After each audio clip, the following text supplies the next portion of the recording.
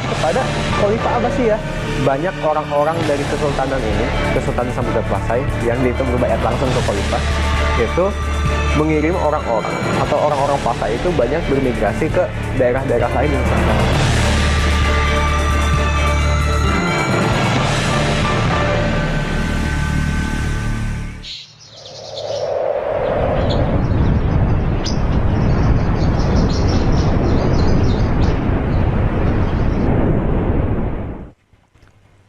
Khilafah, sebuah institusi pemerintahan Islam yang berjalan Penikmat sejak zaman film para dan sahabat juga hingga pemerhati tahun sejarah di tanah air 1420. sedikit terhenyak Ia merupakan saat film salah satu dokumenter gabungan berjudul peradaban Jejak Islam Khilafah di sebelum Nusantara 1400 besutan Khilafah Channel, komunitas literasi Setelah Islam hampir dan seabad media pasca umat kelumpuhannya, diperkenalkan melalui dunia aplikasi Jumat berbagi sebagai video sumber pada kehidupan 20 Agustus lalu.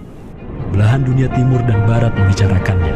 Sejatinya, Berkecuali film dokumenter yang disutradarai Niko Pandawa yang sekaligus juga disebut sejarawan ini bermaksud untuk mengungkap hubungan antara kekhalifahan Islam yang berada di Timur Tengah dengan sejumlah kerajaan di Nusantara. Bagaimana kemudian relasi ini menjadikan bermunculannya kerajaan Islam di Nusantara? Sejarah khilafah yang Pemrakarsa dan pembuat film dokumenter ini mengklaim jika pembuatan JKDN berdasarkan data primer, daftar pustaka, dan juga penelitian lapangan. Sehingga akurasi dokumenter ini dapat dipertanggungjawabkan, sekaligus menjadi pelengkap dan pendukung. dan jalinannya dengan sang negara adidaya. Bukan karena kualitas film ini yang ditanggapi para penonton secara daring, namun karena isi film dokumenter ini yang dianggap jauh dari kebenaran sejarah yang selama ini dipelajari dan ditemukan, baik oleh para sejarawan dalam negeri maupun sejarawan internasional. Salah satunya Peter Carey, sejarawan yang mendalami sejarah Pangeran Diponegoro yang merasa namanya dicatut. Termasuk kekhawatiran jika film ini ditunggangi faham khilafah yang diinisiasi organisasi HTI yang sudah dilarang pemerintah. Saat ini, film dokumenter ini sudah diblokir pemerintah meski publik masih dapat mengakses melalui sejumlah kanal lain. Untuk mengatur negara mereka yang disebut sebagai khilafah Islamiyah. Itulah yang berusaha saya jawab di malam hari ini berdasarkan ahli sejarah Islam di Indonesia, bahkan juga dari sang sutradara sendiri. Apakah film ini berdasarkan fakta sejarah atau terselip propaganda HTI di dalamnya? Dan sudah ada di studio TV One di sini Pak Kiai Marsudi Suhud. Selamat malam, assalamualaikum warahmatullahi wabarakatuh, Pak Kiai. Pak Kiai, kita juga ada dua narasumber lain lewat sambungan Zoom, mulai dari Mas Niko Pandawa sebagai sutradara film. Mas Niko, selamat malam. Malam. Ya, kemudian ada Prof. Azur Madi Azra, cendekiawan Muslim. Prof, selamat malam. Assalamualaikum, Prof. Waalaikumsalam warahmatullahi wabarakatuh. Oke, Prof, Pak Kiai, saya ke Mas Niko dulu. Mas Niko, saya ingin bertanya langsung dengan sutradaranya di sini, Mas Niko. Sebenarnya apa maksud dalam film tersebut? Karena saat ini ada publik yang mengatakan bahwa tidak sesuai fakta sejarah, terselip paham-paham atau juga propaganda HTI di dalamnya. Ya. Jadi di sini kita mau menjawab sebuah tantangan zaman. Sebuah tantangan zaman di mana saat ini khilafah mulai banyak diperbincangkan. Nah, pada faktanya, khilafah adalah sebuah sistem pemerintahan Islam yang sudah berjalan selama 1300 tahun. Dari situ, kita mencari dari berbagai literasi yang ada, hubungannya dengan negeri ini, negeri Indonesia atau Nusantara. Nah, dari situ kita sebenarnya tidak berbicara, tema khilafah ini bukanlah sebuah hal yang baru di Nusantara ini. Jejaknya sudah ada, banyak kita temukan di buku-buku, bahkan termasuk di buku-buku SKI yang diterbitkan oleh Kemenak. Begitu. Jadi ini bukanlah sesuatu yang dipropagandakan secara berlebihan, tapi ini kita hanya menyampaikan sebuah fakta sejarah. Begitu. Oke, sekarang saya ke Prof. Azumadi Azra. Prof, dengan apa yang disampaikan meskipun singkat, tapi saya sudah nangkap dari Mas Niko, sebenarnya jejak khilafah di Nusantara atau Indonesia ada hubungannya tidak dengan Khalifah Utsmaniyah di Turki? Bagaimana, Prof? Yang pertama, saya kira ada kesalahan pengertian mengenai makna khilafah itu sendiri ya. Jadi kalau dilihat dikaitkan dengan Turki Utsmani, tadi juga disebut-sebut Abbasiyah, itu bukan khilafah.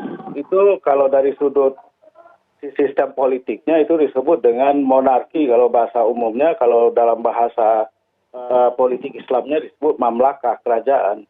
Nah, kalau yang disebut khilafah sebenarnya itu adalah pada masa pasca Nabi yang disebut dengan Al-Khulafa Ar-Rasyidun.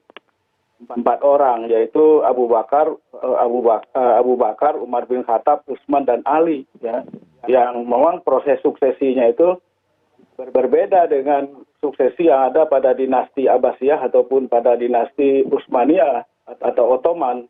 Itu adalah hubungannya tali darah gitu. Jadi oleh karena itu yang pertama. Yang kedua juga banyak diskrepansi ya. Misalnya Aceh disebut punya hubungan dengan Khilafah Abbasiyah yang disebut sebagai Khilafah Abbasiyah.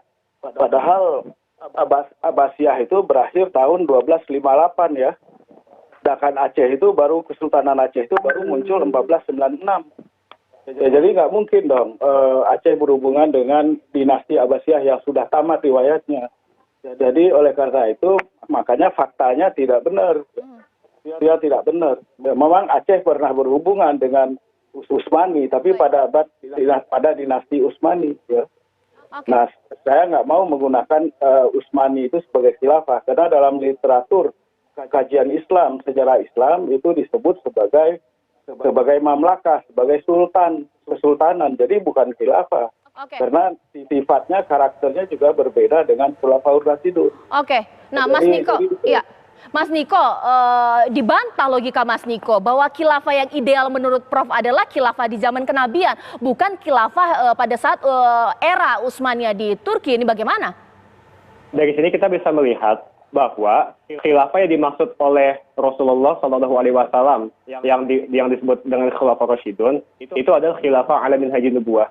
Memang dalam hadis yang lain Rasul menyebutkan kekuasaan setelah khilafah Rasyidah itu disebut sebagai mulk, sebagai kekuasaan.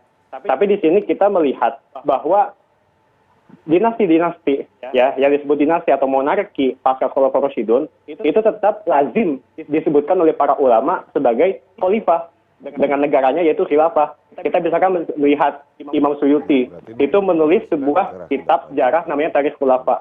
Nah, Imam Suyuti itu tidak hanya menceritakan sejarah khalifah yang terbatas sampai ke Khulafaur Rasyidin, tapi Imam Suyuti juga menjelaskan sejarah para khalifah sampai ke dinasti Abbasiyah, dan mereka semua itu disebut sebagai khalifah. Bahkan ketika kita melihat di buku yang tadi saya sebutkan, buku SKI, ya, buku Sejarah Kebudayaan Islam di Madrasah Sanawiyah yang diterbitkan oleh Kemenak pada tahun 2009, itu Daulah Abbasiyah, Daulah Umayyah tetap disebut sebagai khilafah atau kekhilafahan. Bahkan yang dalam disertasinya Pak Jumadi Asad sendiri, ya, jaringan ulama, saya banyak membaca di situ juga disebutkan bagaimana hubungan relasi antara Sriwijaya dengan Damaskus, dengan Timur Tengah. Di mana kekuasaan di Damaskus itu tetap disebutkan oleh Pak Jumadi Asad sebagai Khalifah Muawiyah, Khalifah Umar bin Abdul Aziz. Jadi mereka tetap disebut sebagai khalifah. Prof, bagaimana kemudian kita ini menjadi perdebatan yang panjang ketika kita sebenarnya bagaimana khilafah yang seperti apa yang memang merepresentasikan ideologi khilafah yang secara ideal dalam Islam? Prof, dijawab.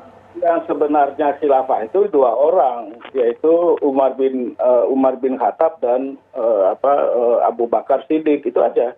Itu Khulafaur Rasyidun yang ideal dan itu harusnya jadi model. Jadi bukan dinasti Utsmani, Sultan-Sultan Utsmani yang diklaim sebagai khilafah, yang sultan-sultan itu kebanyakan despotik dan sering melakukan banyak sekali kekeliruan dalam sejarahnya seperti itu. Jadi oleh karena itu tidak bisa dijadikan model. Saya ke kawan-kawan Hizbut Tahrir sudah dari dulu menganjurkan kalau Anda mau membuat konsep khilafah yang benar, maka kemudian tujuannya itu adalah kepada Khulafaur Rasyidun.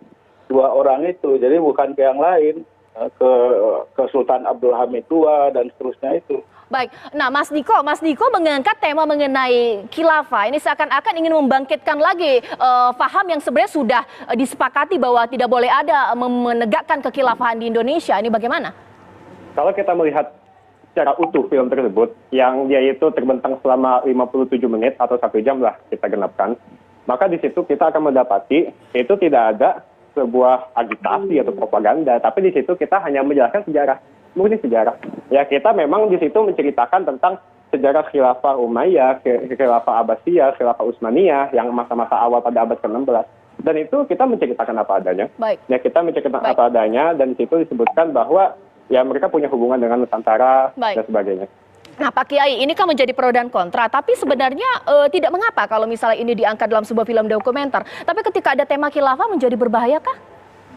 Ya beginilah, bahwa negara kita itu kan sudah menyepakati negara yang berdasarkan Pancasila itu negara muahadah watoniyah, negara yang sudah kita sepakati bersama bentuknya dan dasarnya Pancasila. Kalau tadi yang dimaksud khilafah itu adalah sebagai pemerintahan, maka negara Pancasila yang sudah disepakati oleh para kiai, para ulama yang disebut dengan muahadah watoniyah, ya sudah khilafah juga. Mau model khilafah yang kayak apa yang mau kita cari? Kalau itu maksud dari Pak Niko tadi tentang bahwa khilafah maknanya adalah sebuah pemerintahan atau kerajaan, ya tinggal diakui saja negara Pancasila pun khilafah. Kalau khilafah ini adalah untuk mengatur kehidupan di muka bumi ini, itu. Nah, kalau ini khilafah yang dimaksud oleh film ini adalah merefer kepada cerita sebuah sejarah khilafah Utsmaniyah, ya itu kan sebuah sejarah yang sudah terjadi, yang kemudian hilang, yang kemudian ada ide khilafah lagi oleh Taqiyuddin An-Nabhani zaman itu, tapi kemudian dipasarkan di Timur Tengah pun tidak laku, di Mesir juga nggak jalan, dan di negara-negara lain juga nggak jalan. Nah, yang laku di Indonesia ketika negara Mesir ijtihad sendiri ketemu model negara Mesir, padahal dulu juga sudah ada ide yang model khilafah ini di sana. Nah, Indonesia udah ketemu model negara khilafah Indonesia. Oke, nah Pak Kiai, saya juga telah tersambung dengan Mas Ismail Yusanto dari Komunitas Literasi Indonesia dan juga mantan jubir HTI yang juga penggagas dari film ini. Ini yang juga Pak Ismail Yusanto yang membuat publik ada yang beranggapan bahwa film ini terselip propaganda HTI, bukan dengan fakta sejarah. Pak Ismail Yusanto. Baik, bismillahirrahmanirrahim. Assalamualaikum warahmatullahi wabarakatuh. Waalaikumsalam warahmatullahi wabarakatuh. Iya, silakan Pak. Yang pertama, pastikan bahwa semuanya sudah melihat film itu. Pak Mas Duri Suhud sudah mirsani dereng. Ya. Nah itu, maka penting untuk memastikan bahwa semua sudah lihat sebelum berkomentar. Bahwa di sana film itu berusaha untuk menunjukkan bahwa ada jejak khilafah di Nusantara, baik di dalam konteks kalau bahasa kita itu link up dari kesultanan di Nusantara kepada khilafah, baik itu khilafah Utsmani, bahkan juga khilafah Umawi, maupun link down dari mereka ke kita itu. Jadi ini memang betul-betul perspektif sejarah gitu. Dan dalam film itu ditunjukkan memang ada bukti-bukti sejarah untuk bisa mengatakan ada jejak khilafah di Nusantara itu satu. Kemudian yang kedua, tadi ditanyakan ada propaganda. Apa yang dimaksud dengan propaganda di situ? Kalau dakwah pasti ada, karena kita itu memang sebagai seorang Muslim punya kewajiban untuk berdakwah gitu. Berdakwah itu menyampaikan ajaran Islam. Itu khilafah itu bagian dari ajaran Islam. Itu. Nah, karena itu sebenarnya berpulang kepada kita bagaimana kita menilai film itu. Karena itu penting sekali untuk memastikan bahwa kita itu sudah melihat film itu. Gitu. Dan film itu berusaha seobjektif mungkin. Kalau ada kadar, ya sebutlah dakwah, di situ pun juga dakwah di dalam konteks menunjukkan bahwa ajaran Islam mengenai khilafah itu dulu itu juga pernah dipraktekkan, bahkan dijalankan bukan hanya di dalam satu lingkup kecil, tapi mencapai atau melingkupi berbagai wilayah sampai ke wilayah yang disebut Nusantara. Pada waktu itu. Gitu. Baik, ditahan dulu Pak Ismail Yusanto. Saya nanti akan tanya kepada Prof. Azhur Madi Azra, sepakat tidak dengan apa yang dikatakan oleh Bapak bahwa ini film syarat akan fakta, ataukah memang melampaui fakta, ataukah sesuai dengan judul saya ada terselip paham-paham HTI? Nanti Prof akan menjawab sesaat lagi di Apa Kabar Indonesia Malam.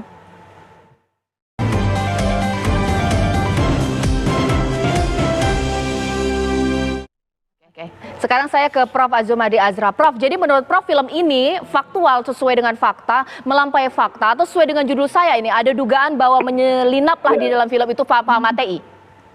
Yang pertama, khilafah sebagai sebuah sistem dan institusi politik itu tidak ada dalam Al-Quran ya. Yang ada dalam Al-Quran itu dalam surat Al-Baqarah ayat 30 kalau nggak salah itu khalifah. Tapi khalifah di situ adalah tentang penciptaan manusia. Inni ja'ilun fil ardi khalifah, itu bunyi ayatnya, potongan ayatnya. Jadi Allah menciptakan manusia di muka bumi, tapi konotasi khalifah itu dan berbagai bentukan kata bentukannya di dalam Al-Quran itu konotasinya nggak begitu bagus. Khalfun itu orang yang dikuasai oleh hawa nafsu, tidak bisa mengendalikan diri, kira-kira begitu. Nah itu jadi dari sudut doktrin Islam sebetulnya nggak ada sistem khilafah itu ya, landasannya. Dari sudut fakta juga nggak ada, faktanya itu nggak ada. Memang Raja Sriwijaya pernah berkirim surat kepada Umar bin Abdul Aziz, tapi Raja Sriwijaya menyebutnya sebagai raja Arab, ya kan? Nah, kemudian kalau iya, karena waktunya singkat, Prof. Mohon maaf, sekarang langsung saya minta tanggapannya Pak Ismail Yusanto. Tidak ada faktanya dikatakan Prof di sini. Pak Ismail, bagaimana? Mengenai khilafah, apakah itu ada di dalam Islam? Kita merujuk saja kepada buku yang sangat sederhana, buku fikih Madrasah Aliyah kelas 12. Di sana disebutkan bahwa khilafah itu sistem pemerintahan Islam. Hukumnya fardu kifayah. Gitu. Kalau saya lebih percaya kepada buku itu. Karena itu buku resmi yang diterbitkan oleh Kementerian Agama. Diajarkan kepada seluruh siswa di Madrasah Aliyah seluruh Indonesia gitu. Kemudian soal fakta, saya kira bagus sekali kita membaca disertasi Pak Kasori yang menceritakan hubungan antara khilafah Utsmani dengan Demak. Di sana dikatakan bahwa hubungan itu sangat erat. Hubungan bukan hanya perdagangan tapi juga politik dan militer itu.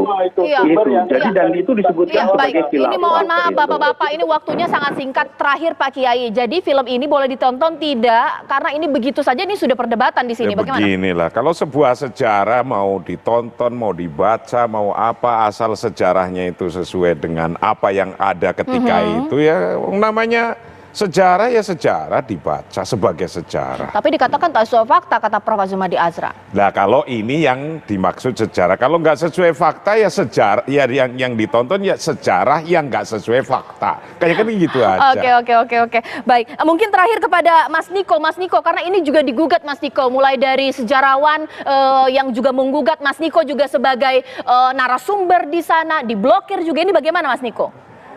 Ya, jadi yang pertama sekali kita mengucapkan dari tim film, kita mengucapkan syukur alhamdulillah kepada Allah Subhanahu wa taala yang telah menjadikan film ini sebagai pemantik ya. Terlepas dari kebutuhan kontrak, tapi kita senang sekali hal ini film yang kita angkat menjadi pemantik di mana di situ bisa memicu perdebatan atau sebuah diskusi yang lebih bernas. Baik. Mas Niko, terima kasih. Prof. Azumadi Azra, Pak Ismail Yusanto, Kiai Marsudi Suhud. Ini menjadi akhir Apa Kabar Indonesia Malam. Saya Cica Anissa, terima kasih. Sampai jumpa.